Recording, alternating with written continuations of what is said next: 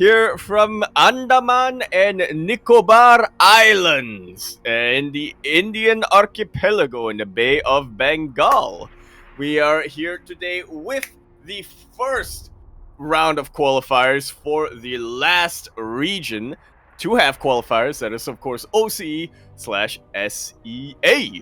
I'm, of course, Yakuzaku of Nizaku, and with me today is El de las Maquinilas que nada con aletas. Light_VIP. How we doing, Light? What is up, Yaku? Yes, we are finally here with the final region to host its open qualifiers. All the other regions, they've all started before this. North America, Latin America, Taiwan, Hong Kong, China, Europe. We even finished Taiwan, Hong Kong last night, but here, or even North America this morning. But here we are with the first Oceania qualifier. It's the beginning of the end. We were going to find out who exactly is going to make it to that, not quite the main event yet, but the DreamHack regional events, and then from there, it gets tougher and tougher. Yeah, it's gonna get real intense, mate. And we also are gonna be a little bit biased tonight. We're allowed to be. We're allowed to be. We're allowed to be. We're getting ready for, our other cast later tonight, so. Yes, exactly. True. It is behind us. But exclamation mark be in the chat if you guys want to have a look at the bracket yourselves. Also, exclamation mark Funada Tonasu. Tonasu in the chat is the lovely ESL admin for today's tournament. It is thanks to Tonasu that we can even have a tournament and we can even have a qualifier, so thank you so much. But at the same time, I have to blame... Who else am I going to blame? Because of the bracket, our Ducklings are going to be playing... Well, they have to get through each other to qualify. Yeah, and this is a single elimination bracket here today. Again, there is going to be another open qualifiers, but that's in less than 24 hours from now. There's very, very little time to, recover from that if you get knocked out tonight. Yeah, exactly. You have that one other shot, I guess, in the second qualifier, but that is it. Oh boy, one and done. And yeah, it's going to be a pretty intense series and pretty intense tournament today. As the lobby has been made, we have picked our path. A lot of matches going on, and there are, honestly, I was looking at it, a lot of really, really intense quarterfinal matches once we get there. But for the time being, we have to be here for our boy. Yes, our very own boy, and not just any boy. One of the first ones that we gotten, who has been away for a little while, but now finally is back. Everybody get your yos ready. Oh, asking for a sec. Everybody get your yos ready. Guess we're starting with Oreo. We are. You can see it on the screen right here.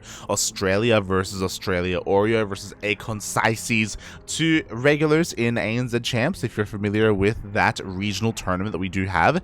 Oh boy. And yeah, this is a pretty spicy round one match. Looks like the players are asking for a moment. So we can kind of go over a couple of things. Honestly, a pretty stacked tournament. Yeah, a lot more players than I normally anticipate signed up tonight for, and a lot of players who I didn't really expect to signed up for tonight's open qualifiers. I mean, nobody signed up. Nobody did sign up. Yeah. He's nobody's been a little bit more regular recently. Player ID is nobody, by the way. Oh my god. Justice Simon made his return. Yeah. Like, that's pretty hype. Justice Simon, he was the best Protoss player in all of he's the best Protoss player in all of Vietnam. Yeah, another player who took a little bit of an extended break this year, but it is nice to see him back coming in here. Fortunately, he does have to go up against his countryman in the first round in Lam Yui. Yeah, he does have to go up against his countryman there. Another big one is, of course, Ryan, aka NXZ. Hell yeah! What race is he playing tonight is what I want to know. That is a good question. Mate. Oh my god. As NXZ is gonna be in today's tournament as well. He actually snuck his way into the lobby. He's being a little bit cheeky. Este. Ah,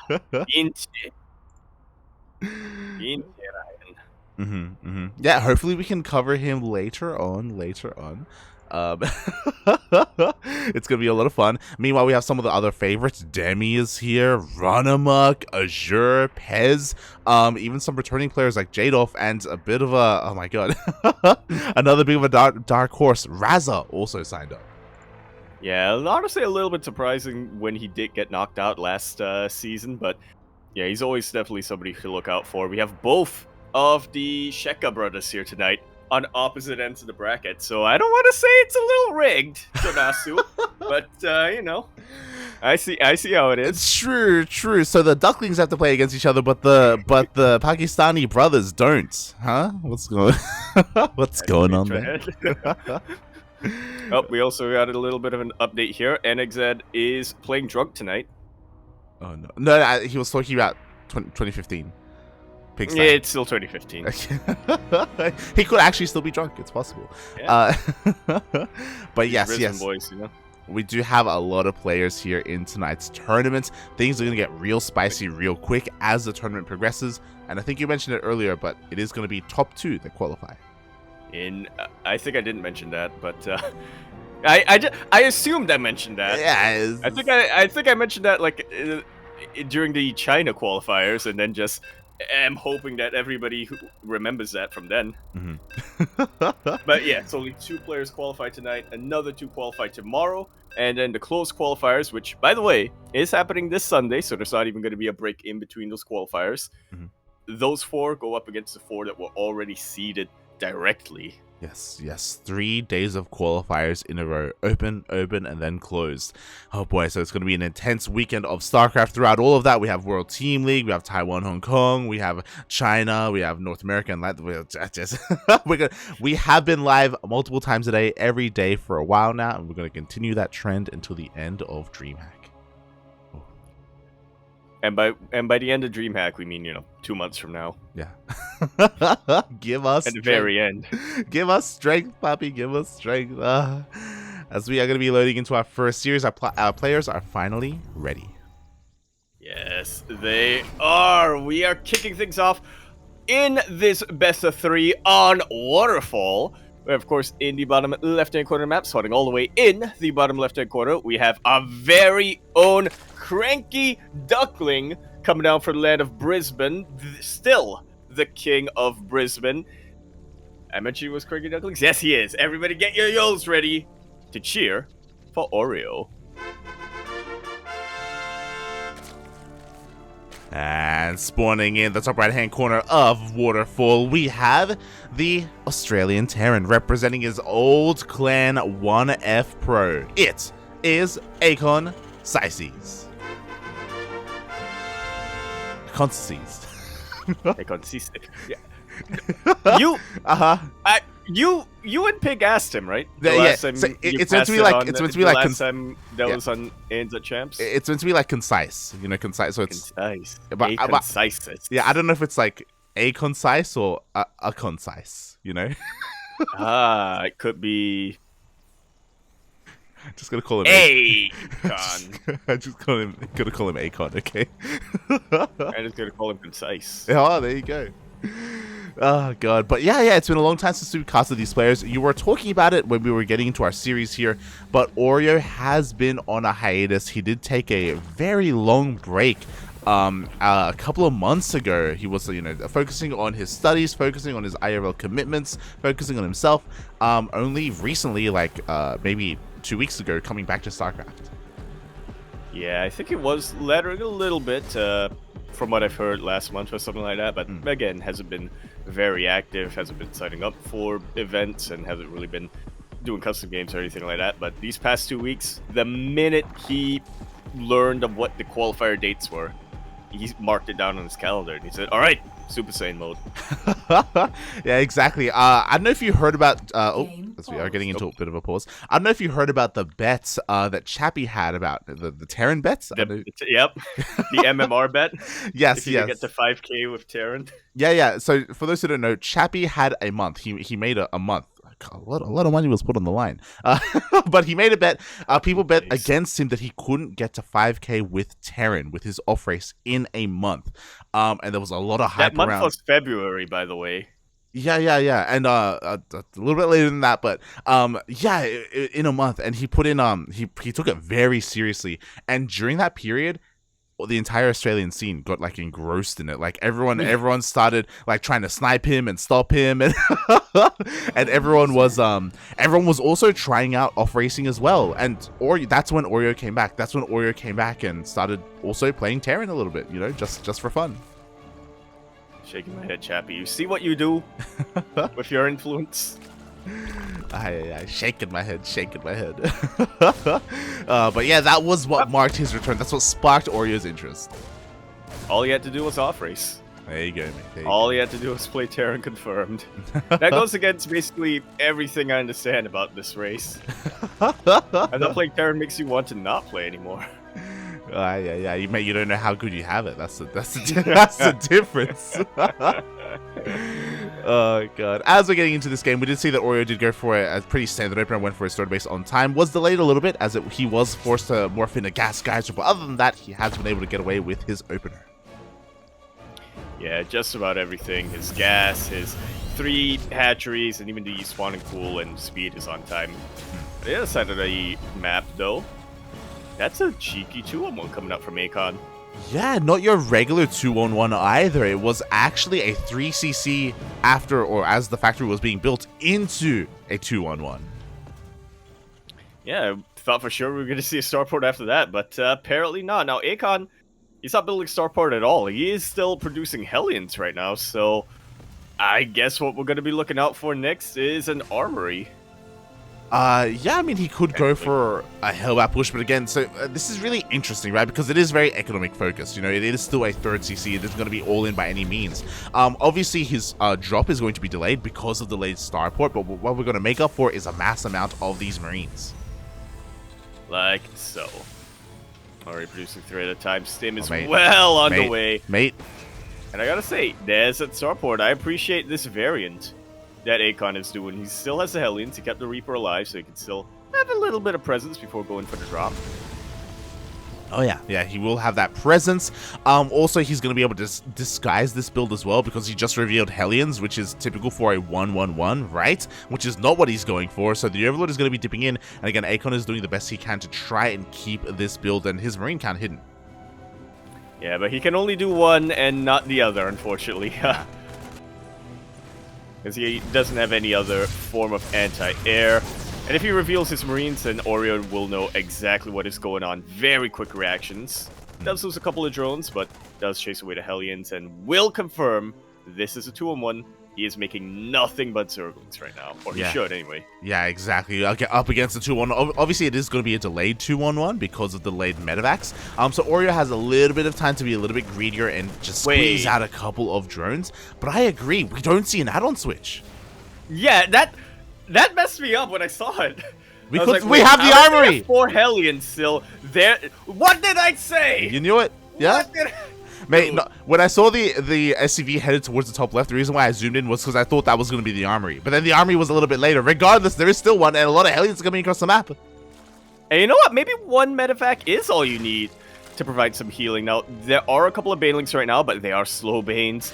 And if Akon can clear up the creep, then he shouldn't have too much difficulty targeting him down. But I like this from Oreo, though. Queen buffers. Very, very strong. Yeah, exactly. We have plenty of queens available here. We have 9 queens here on the front lines. Banelings are being morphed in. Finally, the Hellbats have revealed themselves to Oreo. He knows what is coming his way. He's morphing in as many Banelings as he can. But he still needs a little bit more time. He's trying to bait Akon into as deep of a position on creep as possible. The Banelings try to get on top of the Marines, but they get melted instead by the Hellbats. No! Okay, that was a pickup. I was half a pickup. He picked up all that he could. Yeah, that's kind of the downside of having just 1 medevac. Yeah. So Oreo, very nice reaction there in time to deal with this push, to deal with this opener. Meanwhile, at the same time, it goes for a little bit of a Ling run by. Thankfully, there are enough Marines here to keep everything alive, but ooh, not to keep that mule alive. Yeah, that's actually pretty huge right now for Akon. Now, he did go for the earlier 3rd CC, but he's landing at about the same time as he normally would. He does have a few more SCVs than usual, but he does need to make up for that lost fighting time. Yeah, I remember talking to Asher about this build the other day, maybe it was a week ago, because I think we saw it in ESL Omega Beta, where this is kind of like I think Hero Marine did this. It's like a macro-oriented Hellbat push, where Hellbat pushes, honestly, if they don't deal too much damage, they put you behind, right? But because it's a third CC, like, it's again, economically, you're okay. Yeah, you got a little bit of a safety net going on there.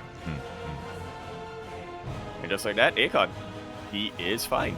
Yeah, I mean, his worker count's looking pretty good, not gonna lie. But speaking of what's pretty good, as he moves out with his job, look at that creep spread. Full on highway. It was a very different map pool, and it was a completely different map, but I am getting flashbacks to this exact matchup in ANZ Champs, Oreo versus Akon. Yeah. Whereby, I think it was like the 6 or 7 minute mark, Oreo was already had creep on Akon's third bases. Yeah, I remember. Absolutely insane. I remember casting with Pilsky, and that's something that he really put a lot of emphasis on, because it was very obvious visually, like, oh my god, like, you know, Akon, he's trying to go for all these pushes, he's trying to go for all this aggression, but as he does that, Oreo, he just has non-stop creep spread, and he just has full vision of the entire map. I would emphasize that too, but I would emphasize that with panic. It's like, no, how do you push out against this? He's already here! You're like, he's what? banging down my wall! What can the Terran do, Poppy? He's just trying to survive. But he's the man of the axe. He's breaking down the door.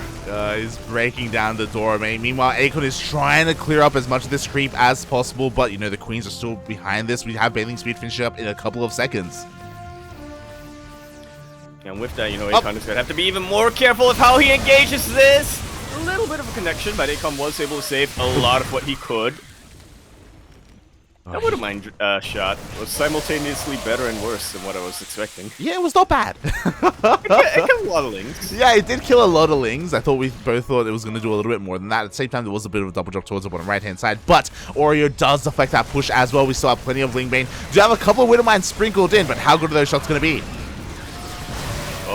Oh, pretty good, but the splits from Oreo were even better right at the end there. Things have started to come in, and Oreo is starting to bleed out a couple of units, but of course, Oreo can afford to lose these units. Akon, however, cannot afford to lose these Marines and his mines. Yeah, Oreo, he's already up to 84 workers. Everything is on fire right now. Everything is blinking red on the minimap because Lings are in the third base, the natural, the main, and even the fourth. And the wall was not a wall. Yeah, unfortunately. Oreo really stretched. Oh my lord, the tumors, like. Oh my god, he's listening to the stream, puppy. Oh, but that mine. The mine takes down one of the queens. The rest of the queens could end up falling as well, so Oreo overextending a little bit, but mate, look at how many workers have gone down. 42 SCVs. Yeah, I will say this. At least Akon has 4 CCs, but he can't land half of them. Mate, so it's gonna be difficult to produce any SCVs from here. Those tumors reminded me of the clip of us casting Eva. Yeah, the Overlord, where Eva was like shaking the brain of the Overlord with his rally. Likewise here, Oreo just with the mass spreading of that creep as well in these queens. It's insane, mate. These Zoomers, man, they have so much APM. They really do. We've had a couple of really good Widowmine shots here from Akon, and they have been able to kind of keep him in this game, but this Pantera is going to go down, and there's just not enough here to stop the Zerg. He can't even land his third! Oh, that's the creep that I panic at, like. Oh my god. I think for any Terran player out there, it's kind of a Pavlovian, not Pavlovian, an instinctual response where you see creep on your side of the map and you're like, yeah, no, this is dead. I'm dead. Yeah, that's when you know you're huffing some serious copium. GG gets called, and Oreo will take game number 1. Very nicely done here. Good to see that he hasn't lost too much in his break. Yeah, I mean, again, thankfully he came back relatively recently. He was able to kind of to shake off all that rust earlier, and looking quite strong here in game 1. That's a very high APM for both of our players here, like 501 from Oreo and 410 from Akon. Oh boy. Yeah. It's insane. It is pretty insane, mate. It is pretty insane. And yeah, I mean, it goes to show, you know, how fast these players are, but at the same time, it also goes to show how much restraint Oreo has, because I remember... I remember when he had 750. 800. Yeah. 800, yeah. Yep. Only very recently, I think, did Aba the EBA break that. Like these young Zerg And it players. was like 820 or something. Yeah, like they're so fast, and it's really great to see Oreo just it's kind of like riding a bike, you know. I'm sure he himself would be like, oh my god, I was like a little bit inefficient in certain aspects, and maybe took a little bit too much damage in certain aspects, but like for the most part, you know, the skill is still there. I would hope that, you know, he doesn't think that, and instead he is taking care of his wrists. True. That's why I also said the self-restraint, you know. He's knocked down 300 APM, you know, he's taking care of his wrist, taking care of his body.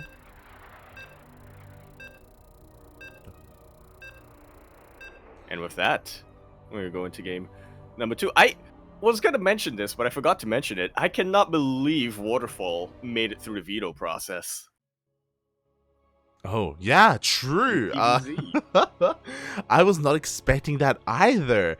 Maybe part of it is because I don't know how familiar Oreo is with the new maps. You know, he did kind of leave as the new map pool was coming in. But yeah, I was shocked. Well, he got over the Terran favorite map, so we got that's a good omen, so to speak. Anyway, we are continuing our series on data under the sea, where the world can be shown. In the bottom left-hand corner of the map, starting all the way in the bottom left-hand corner, we have a red Zerg player coming down from the land of Brisbane. He is still the reigning king of Brisbane, representing our very own CranKy Ducklings. He is Oreo. And spawning in the top right-hand corner of data under the sea, we have the Australian Terran player himself representing Clan 1F Pro. It is Aconcises.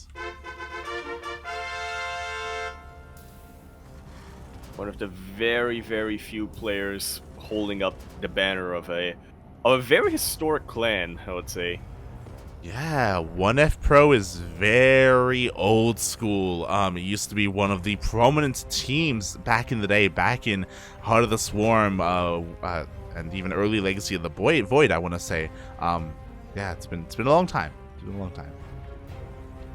And then there was one. Yeah, I think they ended up getting like merged with another team. It was like a Risen or something. Like there was another Wait, not no. Risen from the I Gosu. remember this. Yeah, not Gosu. Yeah. No, yeah, it wasn't Mind Freak. No. I think a lot of 1F Pro players did end up getting picked up by Mind Freak at some point. Yeah. There was some Mind kind Freak, of course, doesn't exist anymore. Unfortunately, you're thinking of SYF. SYF got. I was thinking of Sif. Yeah. Look, all the hey, there's an F in both teams. It's fine. Yeah, exactly. Oh god, but yeah, it's really cool that Akon still has that clan tag alive. He may be the last player on that clan, and just keeping that logo in the game. I don't know. Oh god, Fight forever. Yeah, if he ever gets picked up by a team, you know, it might be worth it just to make a new account. Yeah, he may. He's just gonna make an ult. He will. Yeah. Oh god, but yeah, it's really cool to see him repping that team, and we'll see if that brings him luck here in game number 2. As so far we have a pretty standard opener from Oreo. Again, he isn't really too cheesy of a player. He will do so in some of the other matchups, but I feel like in ZvT, like more often than not, he's willing to go into the mid game, into a macro game. Yeah, the matchups that Oreo cheeses in is pretty much just CVZ. Yeah. He's confident enough, like you said, in his macro game for both ZvT and ZvP. Actually, he's pretty confident in his macro and ZvZ as well. I feel like the reason why he cheeses on ZvZ is one of those... It's one of those cases of, I'll do it just in case you do it. Yeah, it's like, I'd rather be the one to cheese than be cheesed. It's a bit of the Mia Micah. There we go. It's the Mia Micah influence as well. It's one of those things where, man, if the best player in your region is Mia Micah, then he's got to be doing something right, you know. Speaking of, Mia Micah is not in this qualifier. He is invited into the main event, so he has plenty of time to chill. As of course, he was the champion of last season, DreamHack Valencia. Oceania. Did fly directly to Spain, and that was very cool to see him there. Yeah, it was really cool to see him interact with all the other players as well. He was telling me stories about how he was meeting all these NA players, and they all want to kill him online, but they meet offline, and they're like, you know, they're good friends. they like sacrifice an offering to him. Yeah, they meet him offline. They're like, teach us your ways. Like, stop sniping me, puppy. Give me back my ladder points.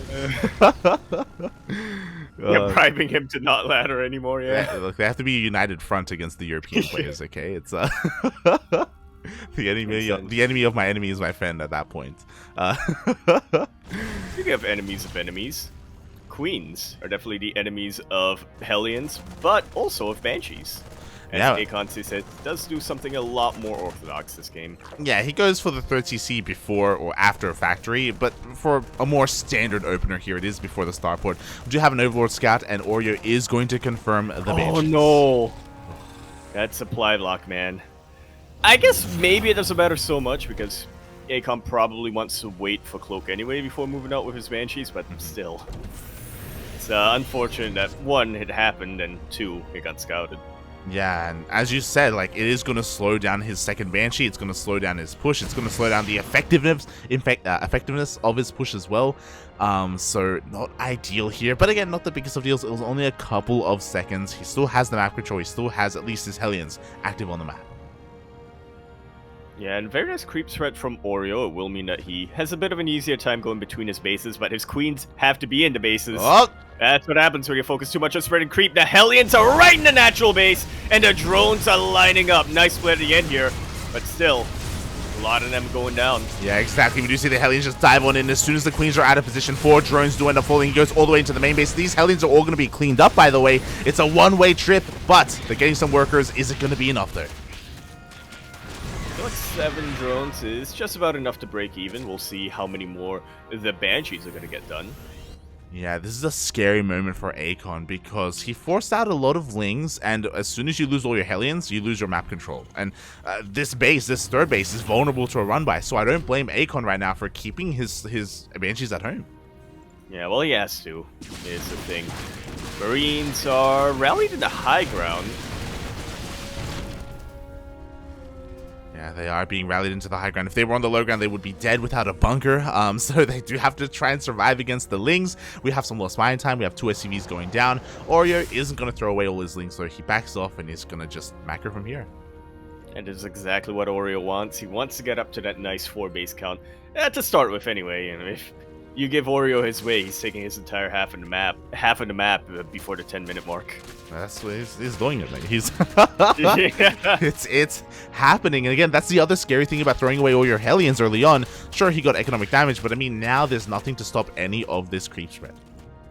Yeah, that economic damage is very easily recoverable when the Zerg player has complete map control. I mean, we just saw Oreo drone up to 73 workers. He's taking his 5th base, and I think is that the 4th for the Mac? Yeah. It's just 4th base. Whew. Yeah, just double expanding, essentially. He also threw down all of his gases, so he has 6 gas mining, and he also has his Hydroden, so he's going straight into Lingbane Hydra. If you recall, he skipped that last game. He just went pure Lingbane. I think it was because of the map, because Waterfall, you can be much more aggressive because it is a shorter rush distance, it is a smaller map overall. Yeah, whereas on Data C, it's not as straightforward when it comes to rush distance, and more importantly, the Terran player has a lot more opportunities to turtle up, which is, I think, what Akon is kind of forced to do at this point. And it's kind of difficult to push against the Zerg player when there's this much creep spread. Exactly. The creep spread is already at his doorstep at that 3rd base location. Yeah. You see the rocks are slowly being worked on as well. A double drop is headed towards the 5th base, so Oreo is going to have to respond to this. Again, thankfully, this time he is working on those Hydras, so he will have an answer to the medevacs. Yeah, Akon not quite going to be able to elevator his units back and forth. Let the man with gun shoot a little and then just evacuate immediately.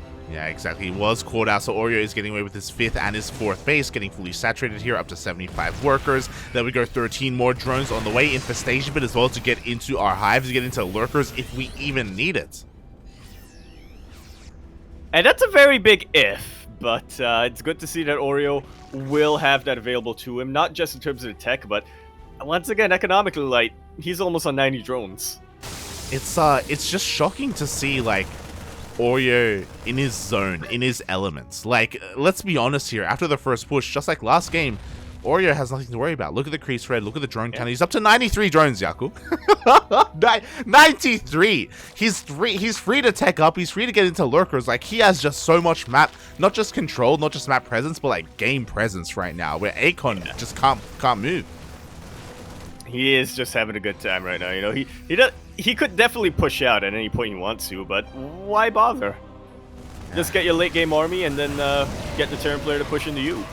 Yeah, exactly. And right now we do see him finally push on now. The Woodmine shots are going to go off on only a handful of lings. I spoke too soon. A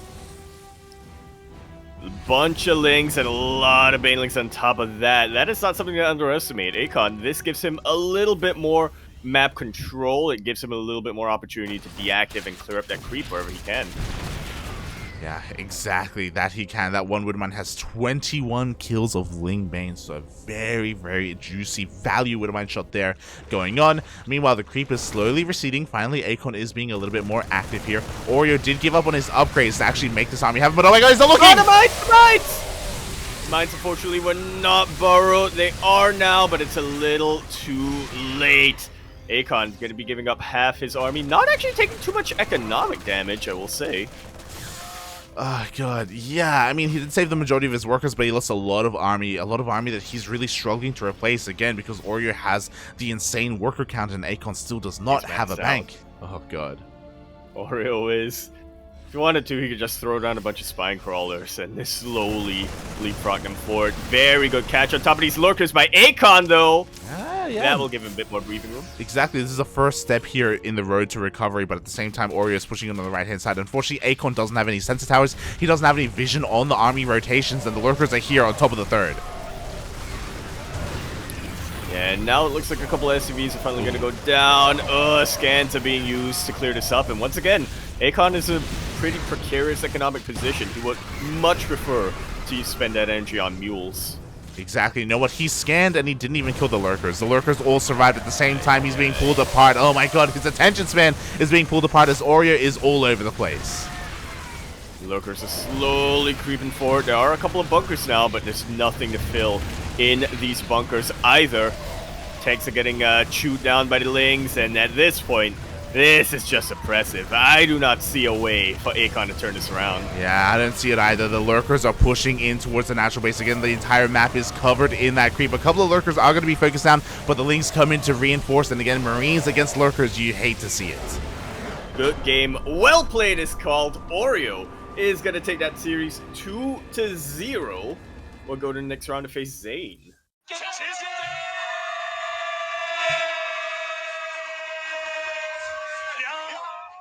Was there ever any doubt in our Duckling? Never, mate. GG, well played to our Australian Duckling. He does move on through, but also I also want to give a special shout out to Aconcises, because it was great to see him here to be a part of this tournament. I'm sure he's going to be a part of the ANZ Champs qualifiers as well. And yeah, it's just really cool to see a consistent regular here that does rock up every single DreamHack, and he's a good player in his own right. Yeah. Struggling a little bit against someone of the caliber of Oreo. Yeah, Acon is definitely somebody who participates a lot, somebody who is very, very, very active in the scene. He's one of those players where the day where if he doesn't sign up for something is the day I start worrying. Exactly. So I hope he's not feeling too bad about this. There's always another qualifier. There is always qualifier number 2 tomorrow. So there is going to be a second chance. But Oreo has made it through, and his next opponent is, I would say, a favorite to qualify for this qualifier.